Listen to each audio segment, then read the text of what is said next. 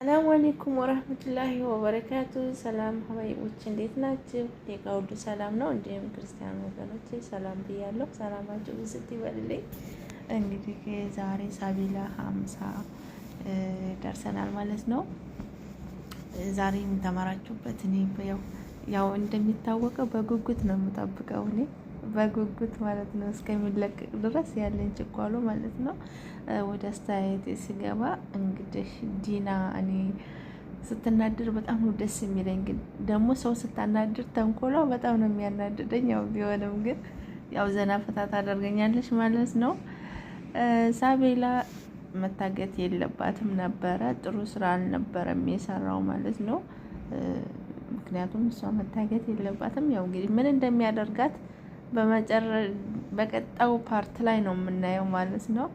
ምክንያቱም አሁን ላይ ምን እንደሚያደርግ ያው ስላላወቅ ነው ግራ ገብቶኛል። እኔ ልጅቷን ለመላገተ መታገት የነበረባት እናቷ ነበረች እና ልጅቷ በመታገቷ እኔ ያው የሚያጓጓ ፓርት ላይ ነው ደግሞ የሚያቆሙት ማለት ነው። ምን አለ ትንሽ ደቂቃ ጨምሮበት በነበረ እና ዲና በጣም ምን እንጃ ዲና ማለት ነው። የምሬን ነው የምላቸው። እኔ ዲና አላቅም ምንም ማትሸነፍ አልበገር ባይናት በቃ የሆነ ምንም ይሁን ምንም በቃ አልፈዋለሁ ብላ ነው የምታስበው እና ገራሚ ነው ደግሞ ማለት ነው።